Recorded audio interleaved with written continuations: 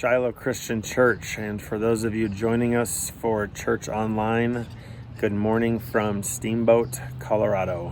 Hope that all of you had a good week, and as we prepare for another week of uncertainty, as we prepare to navigate the unknowns of the week that is coming at us, I hope that this time this morning is refreshing for you. I hope that it provides you with an opportunity to reconnect and to recharge a little bit.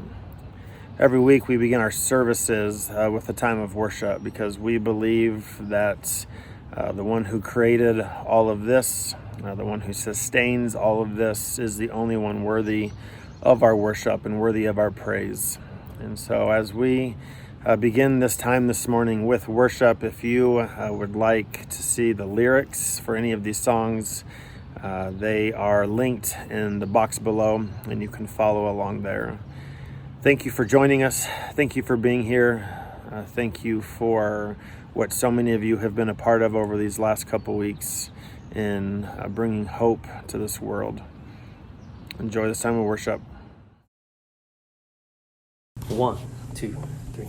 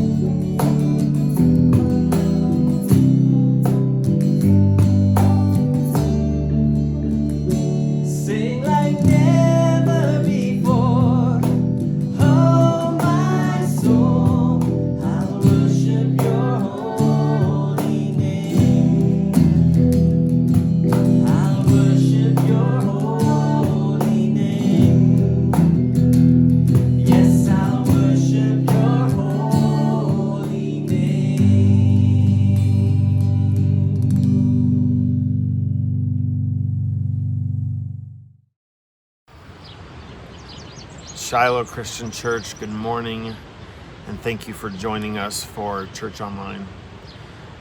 Sophomore year of college, I remember being in a chapel. I was going to a Christian college in San Jose, California, and on this particular morning, I remember sitting in chapel, sitting in this gymnasium with hundreds of other students, and listening to a man speak to us.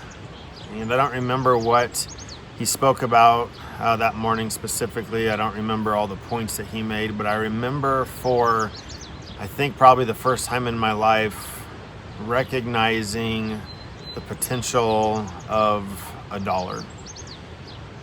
For me on that morning, as I sat in that gym listening to that man speak, I was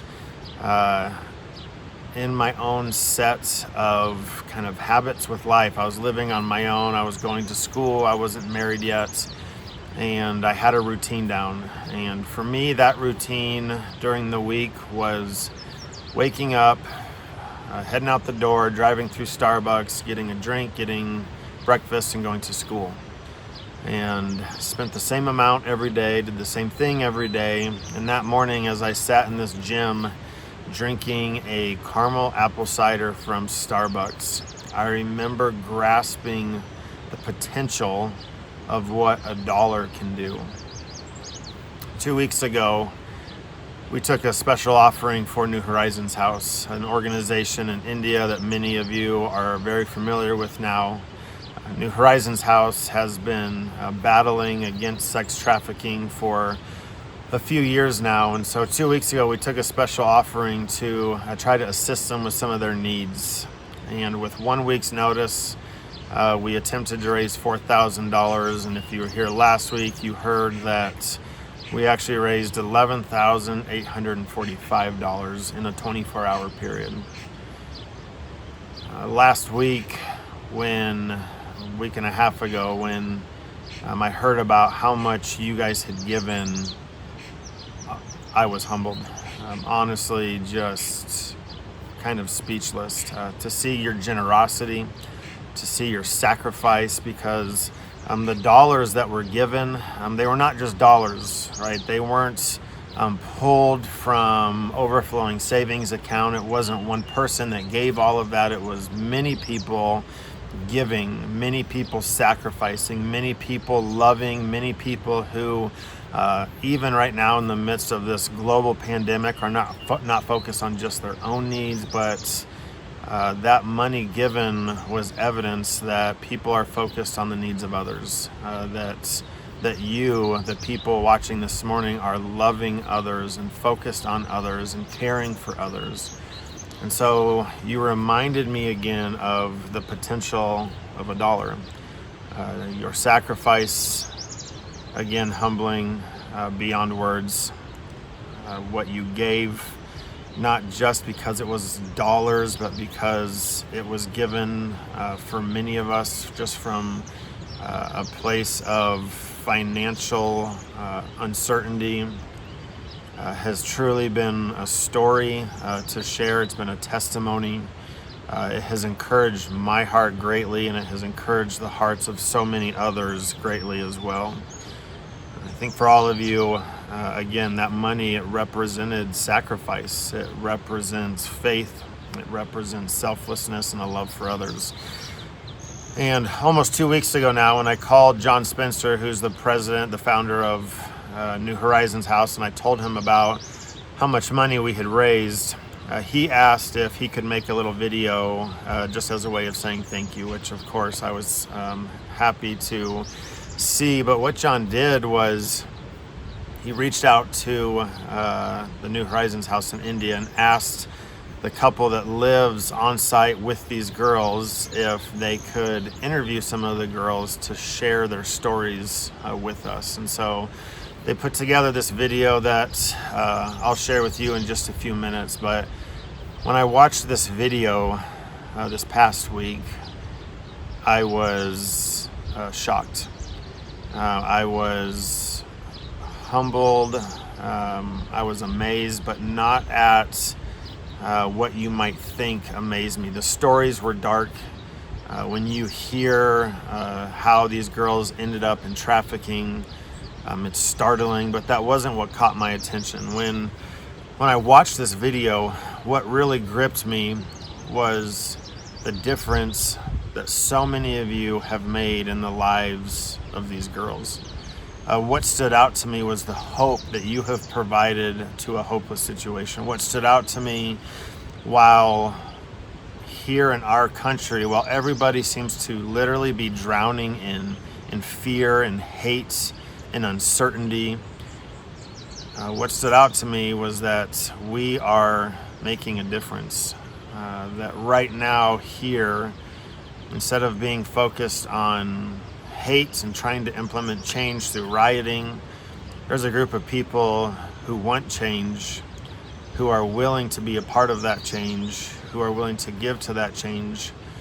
And what stood out to me, and what I hope stands out to you when you watch this video in a few minutes, is that you have been a part of rescuing girls from a hopeless situation.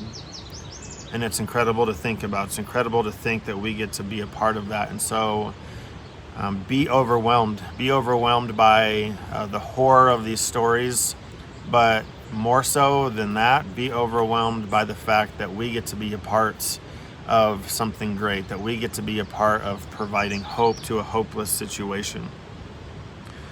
The stories, I will tell you, of these girls, the testimony, there's 4 girls that are in this video. They're difficult. They are hard to hear. They're hard to imagine.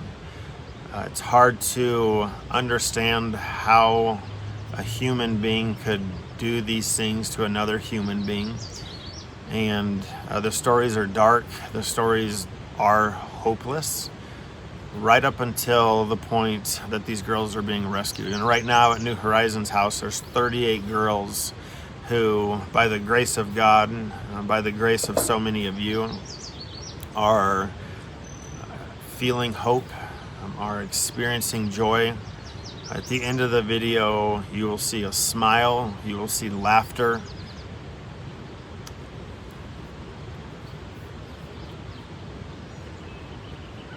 That I truly believe will move some of you. And so for all of you that were a part of that, this morning I just want to say thank you from the bottom of my heart. Thank you for loving so well. Thank you for giving so well. Thank you for being Jesus to girls on the other side of the world. Thank you for your sacrifice. And thank you for being a part of something great.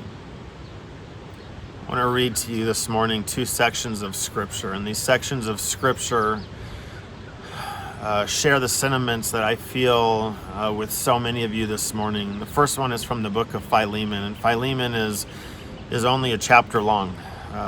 It's a few verses that Paul co-authored from prison. And when Paul writes the book of Philemon, he's in chains and he's writing to this church that, much like you, is making a difference. He writes this letter, this book, to Philemon, who has a small group of believers that meet in his house. And so Paul writes this to Philemon. I want to share these verses 4 through 7 with you this morning because they truly capture my own heart and my own thoughts as well. He says, "I always thank my God as I remember you in my prayers, because I hear about your love for all his holy people and your faith in the Lord Jesus.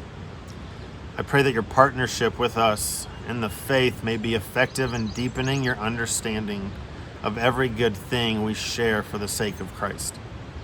Your love has given me great joy and encouragement, because you, brother, have refreshed the hearts of the Lord's people."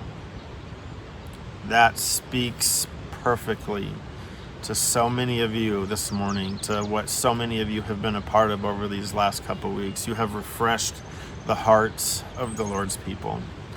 And the second scriptures that I want to read to you are from 2 Corinthians in chapter 9. And again, I hope that you hear how much this applies to all of you this morning. Verses 6 through 15 says, "Remember this, Whoever sows sparingly will also reap sparingly, and whoever sows generously will also reap generously.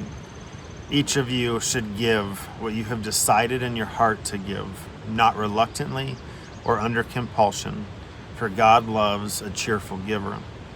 And God is able to bless you abundantly, so that in all things, at all times, having all that you need, you will abound in every good work. As it is written, they have freely scattered their gifts to the poor. Their righteousness endures forever. Now he who supplies seed to the sower and bread for food will also supply and increase your store of seed, and will enlarge the harvest of your righteousness. You will be enriched in every way, so that you can be generous on every occasion, and through us,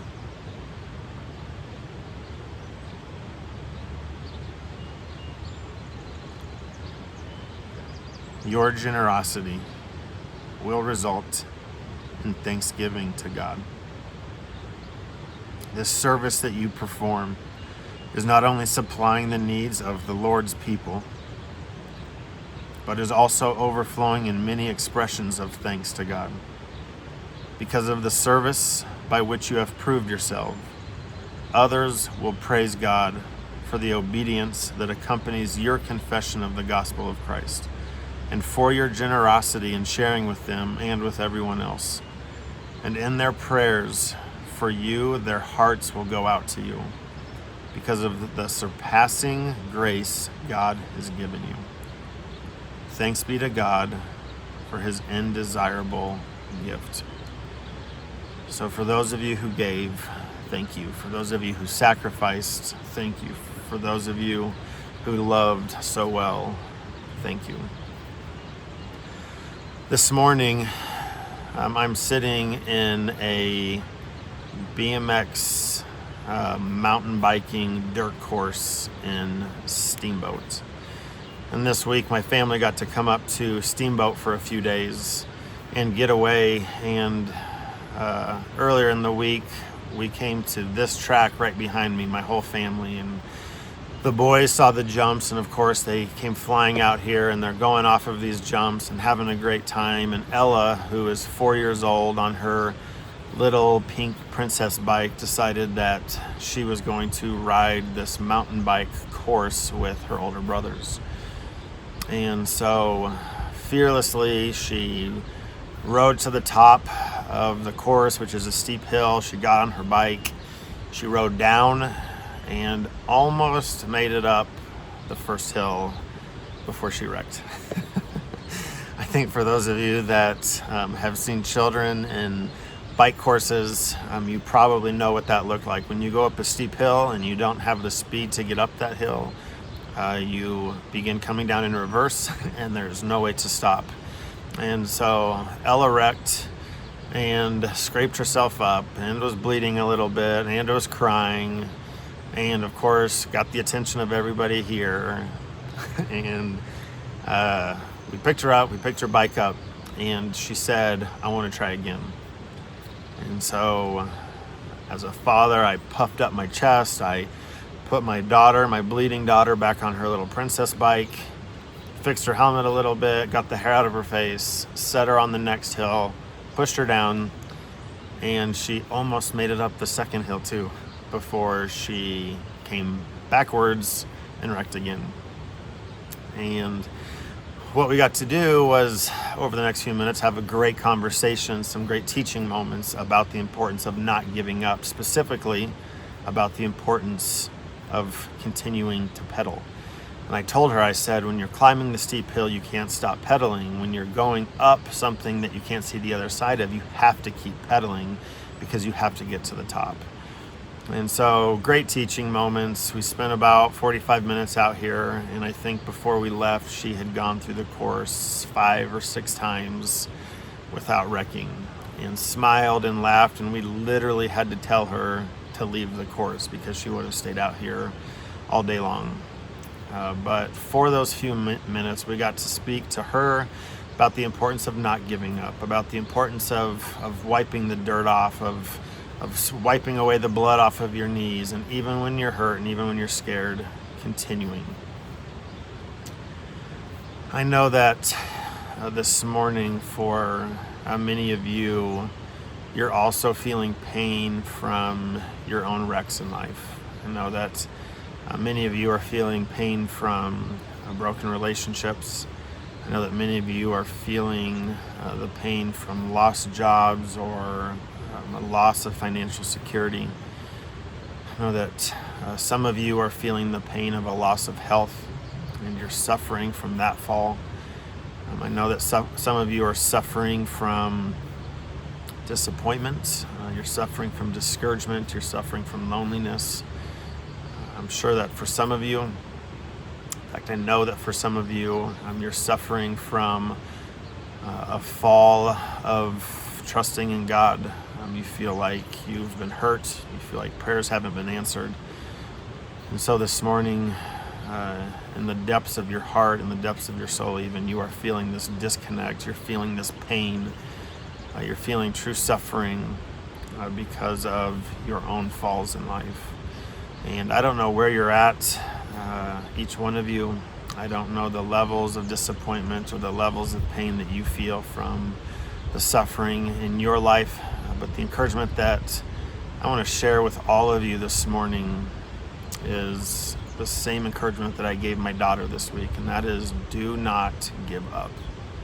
Do not give up. Right now, as we are in week 14 of this lockdown of COVID-19, do not give up. Continue to pedal, continue to push, continue to trust, continue to love, continue to look for the needs of others in your life. Continue to stay connected to God. Continue to read His Word. Continue to allow yourself to be stretched. Continue to put your faith in the one who controls everything. And do not give up. I know that for some of you, if you feel like your faith is being tested, then I want to remind you of the words from James 1, where it says that the testing of your faith will develop perseverance. And so in your life, there is perseverance that is being built. You are becoming stronger. You are being given the ability to endure. Hopefully you're not distracted by this little bird over here. But for many of you who are suffering, I want to continue to encourage you to not give up, to not throw in the towel, to not walk away from God, to not walk away from others, to not walk away from your faith, to not walk away from the church, to not walk away from continuing to do good. And I want to read something to you this morning in that theme from Galatians 6, verses 9 and 10. It says, "Let us not become weary in doing good, for at the proper time we will reap a harvest if we do not give up. Therefore, as we have opportunity, let us do good to all people, especially to those who belong to the family of believers."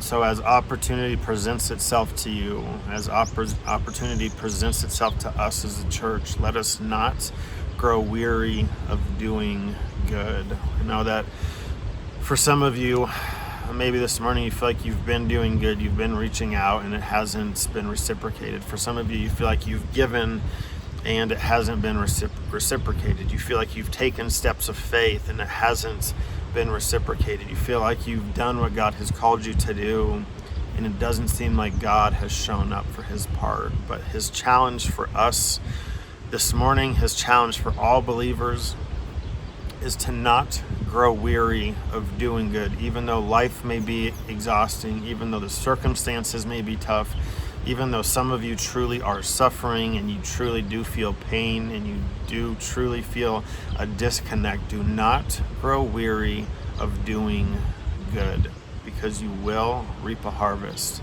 if you do not give up.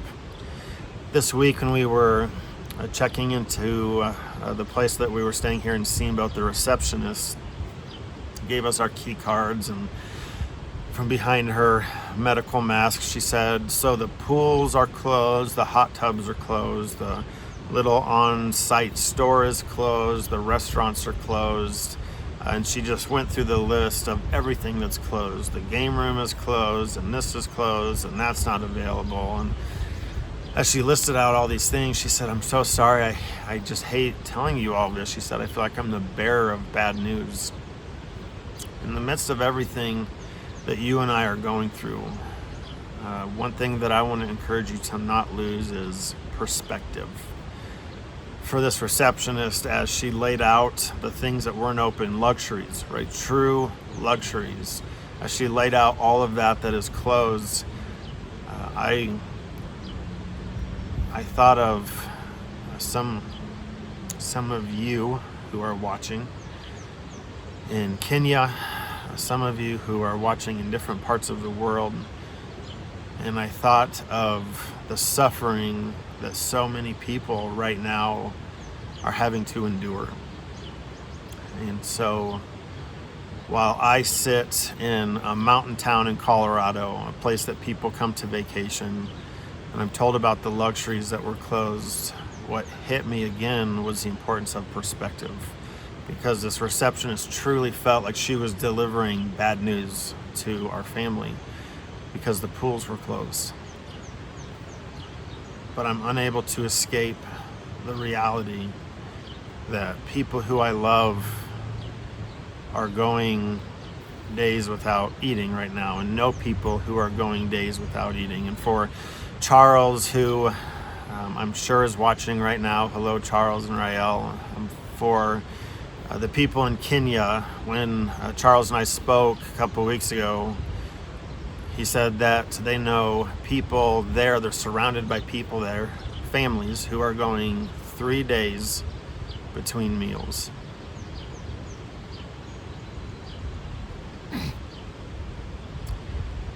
And it's so difficult to think that while yes, we are suffering, and yes, we feel the weight of COVID-19, that for much of the world, their reality is that they're just fighting for food.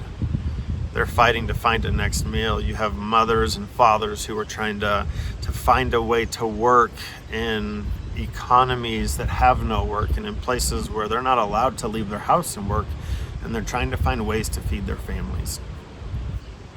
I spoke with Francis this week, another brother in Kenya, one of the other pastors, and I asked him, I said, hey, how is the situation there? And he said right before I called that somebody else had called him, and they said, hey, these children here are all starving, and we don't have any food to give them, and what should we do about that?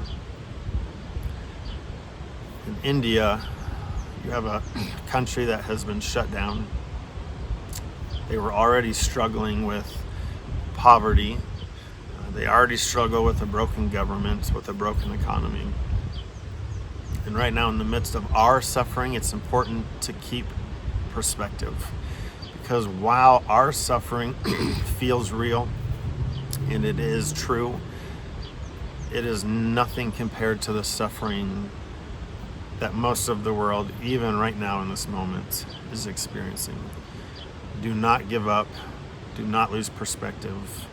Do not stop in the opportunities that present themselves to you in doing good to others. I heard a story years ago that has been retold many times, and it's a story that I know many of you have probably heard before. And it's a story of a man walking down a beach one morning, and a big storm had come through the night before that had been pretty violent. And as this man was walking down the beach, he sees starfish laying all up and down the shore, and these starfish are flipped over on their backs. They were tossed up there from the big waves, and as he looks down this beach, for as far as he can see, there's just starfish just littering the shore. And so he picks up a starfish and he throws it into the water and saves that starfish. And he goes and he picks up another starfish, and he just begins picking up as many starfish as he can and just begins to toss all of them back into the ocean. And this man coming down from the other direction sees him, and he says, as he again surveys the shore, he looks at this man that's throwing these starfish into the ocean. He says, you will never save all of these starfish. Like, it's literally an impossible task. And that man picks up another starfish and he looks at it and he throws it into the ocean and he says, that's true, I can't save every starfish, but I saved that one. And he picks up another starfish and he throws it in and he says, and I saved that one. And that story has always resonated with me. And so for us this morning, we can't save every mouth that is starving. We can't ease the hunger of every belly. This morning, we can't rescue every girl from sex trafficking. We can't bring hope to every hopeless situation. But as you will see, we can bring hope to the lives that New Horizons has brought in. We can't save every girl, but as you will see in this video, we can save these girls. And you have been a part of that. Our church has been a part of that. And for all of you who have been a part of rescuing these girls, for all of you who have been a part of bringing hope to a hopeless situation, as you watch this video, I hope that you feel that sense of ownership. And I hope that you can feel that in your heart this morning as we watch this video. Hi there, Shiloh. This is John Spencer. I'm the founder and president of New Horizons House, and I wanted to just take a minute and say thank you so much for the extreme generosity that you demonstrated last week during your special contribution on our behalf. I get a chance to talk to our leadership and staff every Sunday morning in India, and I think it's easy for me to just take for granted the amazing stories, the transformation that's happening each week. And when I learned of your contribution this past Sunday from Taryn, I just was so moved, and I asked the staff there if they would just have several of the girls share some of their stories and the impact that you're helping to produce in their lives. And so the short video that follows here is just some testimonials from 4 of the girls that we currently have at the home. And I hope what you see is the dignity and the transformation that you're helping to produce in their lives. So again, thank you so much for your partnership. Thank you for your faithfulness. And I hope you enjoy seeing the impact that you're helping to produce.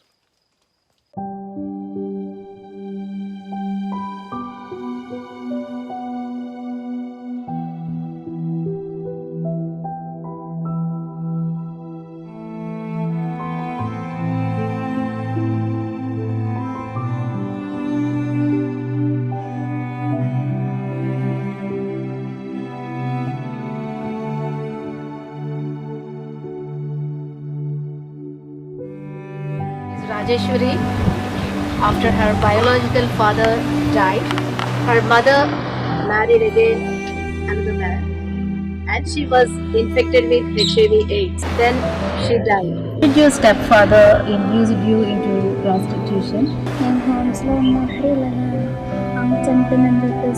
After her mother's death, stepfather started bringing men into the home, and he induced her into prostitution. That's how she forcefully induced it to sexual engagement. అన్నగారు ప్రసాద్ నీతో ఎలా బలవంతంగా ఎలా 3 years నుంచి homes లో ఉన్నప్పుడు ఇంటికి తీసుకొచ్చారు మా నాయనమ్మ. What Rajeshwari is telling is, after mother's death, father and grandmother, both of them forced me into this prostitution by bringing men into our house. How did you notice the man that your father got you to marry is a trafficker? నాకు తర్వాత marriage చేశారు. Marriage చేస్తుంటే ఇంకా ఇటువైపు Stepfather got her married to another man.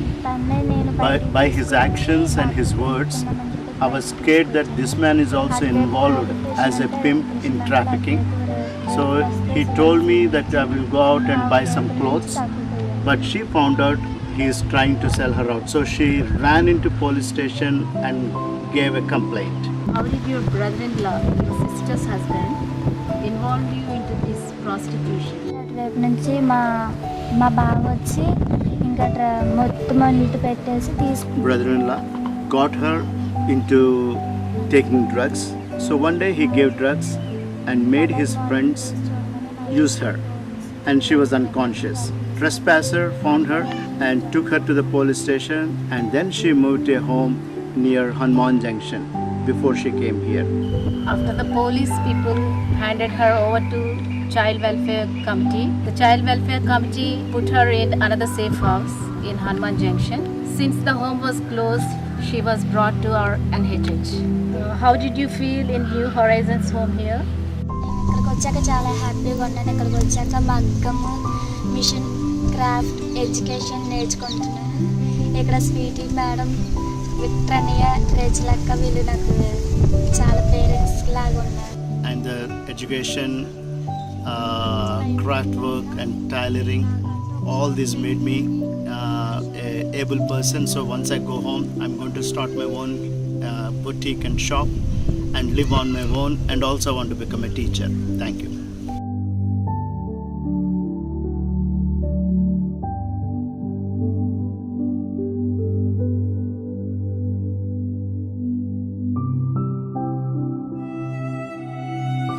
She is Sarla.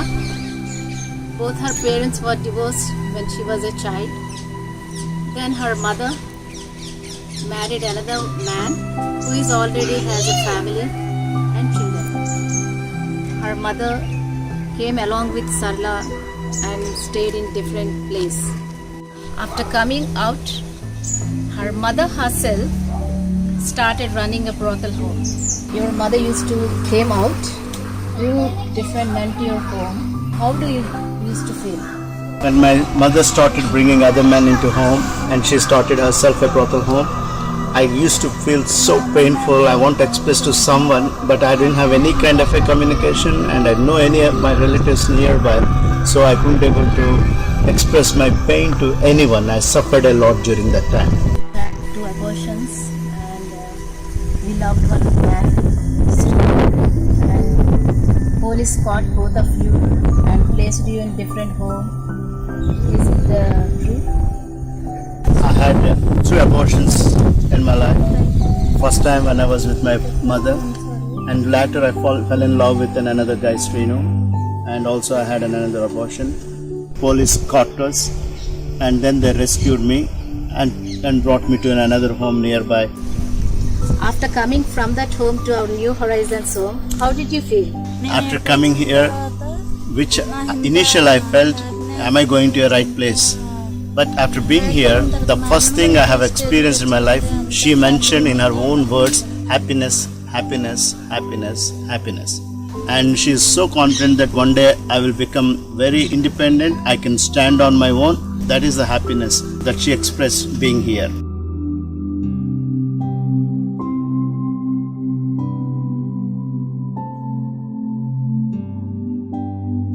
Padma is from Vijayawada area. Both her parents affected with HIV. Padma, how did your parents die? నాన్నకే ముందు వచ్చేది అని అయితే తర్వాత అమ్మకి వచ్చేసింది. నాన్నకేమో cancer. Mother used to do prostitution and she got affected with HIV/AIDS and she died of AIDS, and father also kidney problem. At the same time he is also died with the cancer. Padma, after your mother's death, how did your mother's friend involve you in prostitution? After Padma's mother died, Padma's mother's friend who used to sell flowers at a temple in Vijayawada, she noticed Padma is single, so she asked her to come and stay with me. That's how I got into the prostitution. After she was caught by the police, Padma was doing the prostitution. The police people watched her in the CC cameras, handed her over to Women and Child Department. The Women and Child Department sent her to New Horizons house. Padma, how do you feel in our New Horizons home? చాలా హ్యాపీగా ఉంటుంది అన్నయ్య. After coming here, I was happy that I've been able to learn so many things here, like tailoring, saree painting, crafts, and also beautician course, and I can make my living. That is the confidence I have developed being at New Horizons home. Padma, can you recite something from Bible? కొండల చాటును కళ్ళొచ్చిన నాకు సహాయం ఎక్కడి నుంచి వచ్చిన యెహోవానే నాకు సహాయం కలుగు. ఇది మొదలుకొని నిరంతరంగా మీరు ఆత్మగా Thank you very much.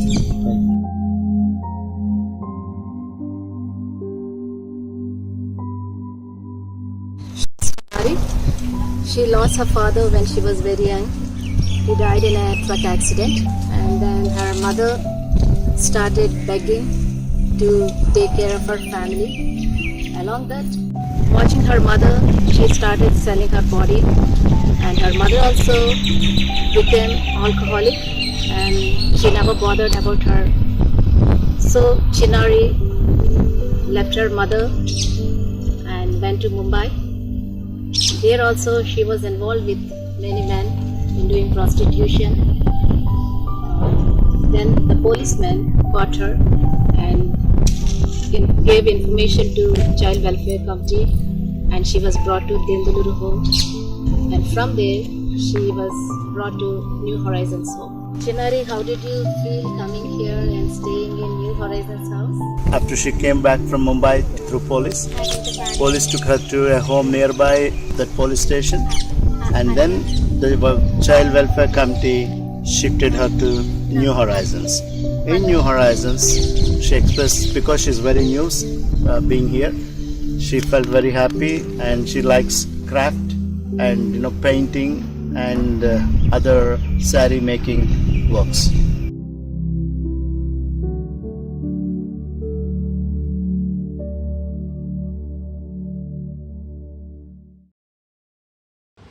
We can't rescue every girl that is being trafficked, but we can rescue some.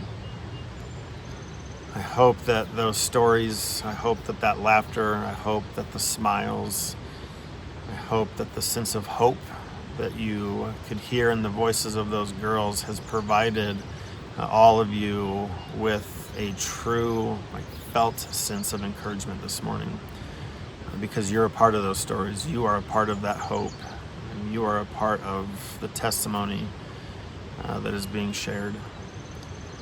When our service wraps up here in just a few minutes this morning, whether you're watching by yourself, with your family, with a group of people, I'm going to ask that you end this time this morning in prayer.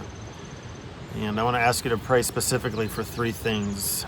The first thing is for New Horizons House. I want to ask that you lift up the girls, ask that you lift up those who are serving over there, that you would lift up their needs all before God, and that you would ask God to bring continued hope and continued restoration, continued blessing to New Horizons House.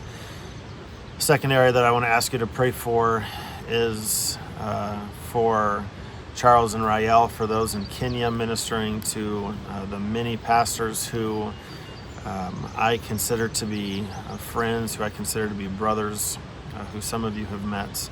And I want to ask that you would lift up those who are hurting, those who are hungry. Pray that you would ask that you would pray that God would give those ministering the ability to help provide food to the families that need it the most. And just ask that you would pray especially for those who are doing the ministering in that place to be encouraged, to be given the desire to persevere, to be given a sense of hope, and that they would be able to pass that on to those who they are ministering to every day. And the third area that I want to ask you to pray for is for us as a church, for us as Shiloh, that we would be encouraged, that we would continue to bless those that we are around, that we would continue to find protection from Satan's schemes, that we would continue to find our ability to love others. And I want to ask that as this service wraps up, that as you pray for those three areas, that you would pray for your own heart as well. And that God would open the eyes of your heart and show you other opportunities where you can love and other opportunities where you can serve. Thank you for joining us this morning. Thank you for being a part of this service. Thank you for being a part of hope in a world that desperately needs it. Good morning, brothers and sisters. You know, in my career, I've mainly been a builder. I've built lots of things. I've built houses, I've remodeled houses. As you might be able to see in the background, we're in the midst of remodeling our kitchen. We've got wires hanging from the ceiling. Countertops should be in next Thursday. Hopefully we'll get the flooring in today. I've kind of, figured out that all men and all people are builders. If you're a teacher, you're building a knowledge base for your kids. If you're a student, you're building a knowledge base for yourself. If you're mom or dad, you're building a family. You're building trust with one another. So we're all really builders. But one thing, if you're going to build something, first you have to plan it. If you're a teacher, you have to plan what you're going to teach. If you're building a house, you got to draw the plans, get it all designed. So the first thing you have to do if you're going to build something is design it. The second thing you have to do is find out what the cost is going to be. If I'm building a house, I have to calculate the cost, find out how much a 2x4 costs, all that kind of thing. If you're going to build a family, you've got to realize it's going to be pretty costly.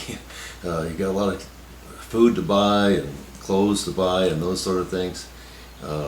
And Genesis 1, we read that God spoke the universe into existence. In John 1, we read that Jesus designed the universe. In the beginning was the Word, and the Word was with God, and the Word was God. He was in the beginning with God. All things came into being through him, and apart from him, nothing came into being that has come into being. In him was life, and the life was the light of the men.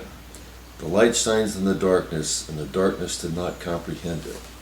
So in 1 John we read that Jesus really was the designer of the universe, and also the universe holds together in him. He holds it together. So he did the design work, and then in John 12 we read where he paid the cost. And Jesus answered them, saying, The hour has come for the Son of Man to be glorified. Truly, truly, I say to you, unless a grain of wheat falls into the earth and dies, it remains alone. But if it dies, it bears much fruit. He who loves his life loses it, and he who hates his life in this world will keep it to life eternal. If anyone serves me, he must follow me, and where I am, there my servant will be also. If anyone serves me, the Father will honor him. Now my soul has become troubled. And what shall I say? Father, save me from this hour? But for this purpose I came to this hour. Father, glorify your name. Then a voice came out of heaven, I have both glorified it and will glorify it again. So the crowd of people who stood by and heard it were saying that it had thundered. Others were saying, an angel has spoken to him. Jesus answered and said, This voice has not come for my sake, but for your sakes. Now judgment is upon this world. Now the ruler of this world will be cast out. And if I am lifted up from the earth, will draw all men to myself. But he was saying this to indicate the kind of death in which he was to die. So Jesus designed the earth, he designed us, and he knew the cost. The cost was for him to be lifted up. He also speaks in this verse to us about what the cost is to follow him. So as we take this communion today, let's be thankful for the cost that he paid. And while grace is free and his gift is free, it still has a cost. Lord Jesus, thank you so much for being willing to pay the cost for us. In your name, amen.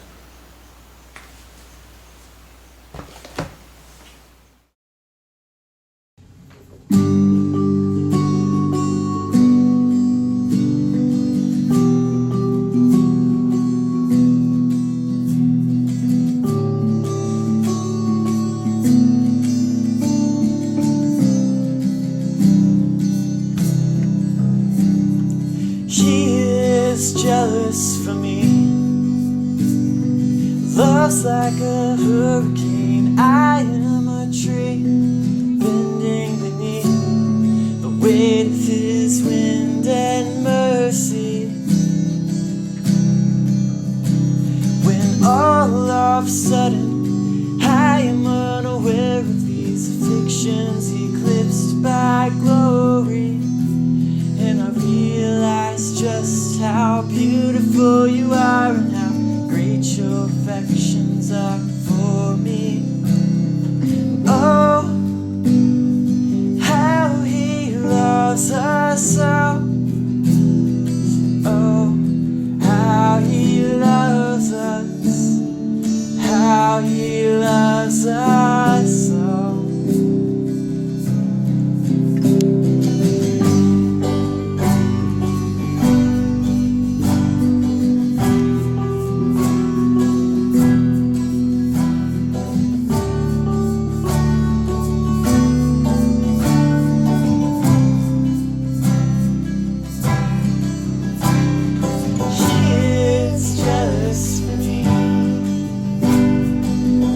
Like a hurricane, I am a tree, bending beneath the weight of his wind and mercy.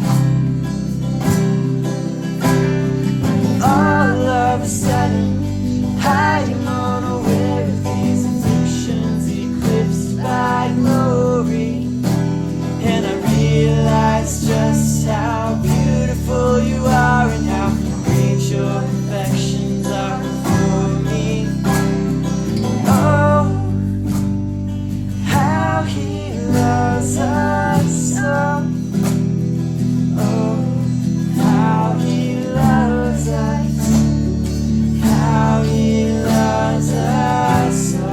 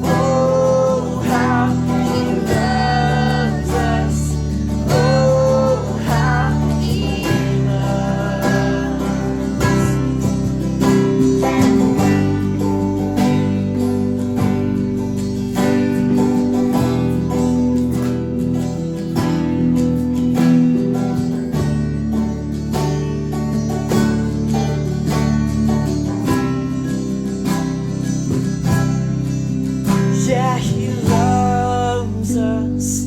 Oh, how he loves us. Oh, how he loves us. Oh,